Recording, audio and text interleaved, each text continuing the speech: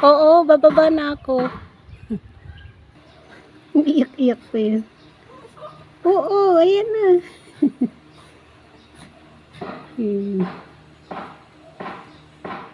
Oo, wait mo lang ako. Opo. Opo. Opo.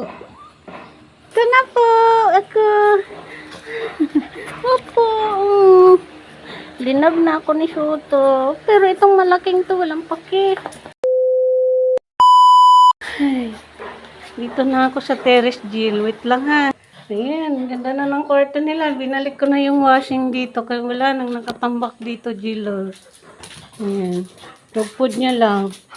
Oh, tuwang-tuwa, oh. Takbo ng takbo si Jake tsaka si Soto. Ah, bawal wiwi dyan. Naghahabulan na yung dalawa. Oo. Hoy!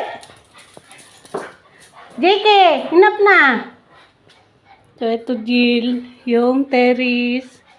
Maganda na siya. Ayan.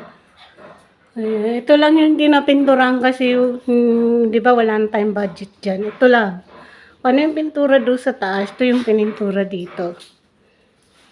Soto naman, tinan mo, oh. Umihi na agad, oh. Ayan, oh. Ayan yung bike mo. Ayan yung ilaw.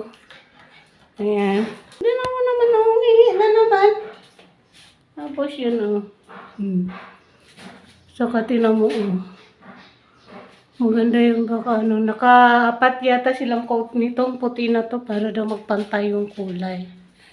Tapos ito, pininturahan din nila. Sim din yan. Tapos yan, pinalagyan ko din dito. Ayan, dito. Ayan. Ayan. Kung may tulo dyan, hindi pwedeng tanggalin yan. Ito lang, yung brown na yan. Kasi nakaano lang daw yan eh. Ayan. Oh, diba? Ayan.